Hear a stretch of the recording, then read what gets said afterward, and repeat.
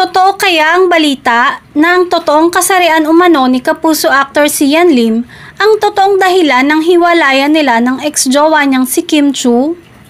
Sa latest episode kamakailan ng Oras ng Opinyon, Talakayan at Diskusyon, isang showbiz-oriented vlog na pag-usapan ng dalawang host na sina Jobert Socaldito at Chops Manansala ang nasagap nilang impormasyon tungkol dito.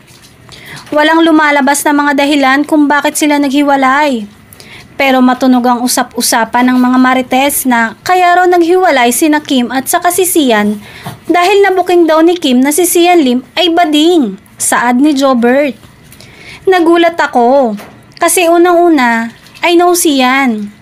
I don't think he's bading and if ever he's gay, so anong problema? Being gay is beautiful, masaya, aniya. Pero nang tanungin si Jobert ni Chops kung hindi raw ba talaga niya pinaghinalaan ang kasarian ni Sian, inamin niyang pumasok din naman daw yun sa isip niya. Pero walang confirmation. Syempre, alam mo naman kami ni Sian, we're friends. Pero syempre, kapag mga ganyang bagay, hindi ko na hinahalukay. Dagdag pa niya. Ito nga kaya ang tinutukoy na kung magsasalita raw si Kim tungkol dito ay tiyak na ikasisira ng career ni Sian.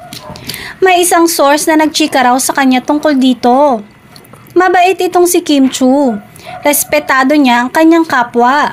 Edukado siya. Kapag itong nagsalita, matinding pasabog ang kalalabasan. Simulang chika ng veteran TV and radio host entertainment writer. Kapag nagsalita na raw si Kim Chiu, goodbye na sa kanyang karir si Sian Lim. Matatanda ang kinumpirma ni Sian at Kim ang kanilang hiwalayan noong December 2023 sa pamamagitan ng kanilang social media accounts.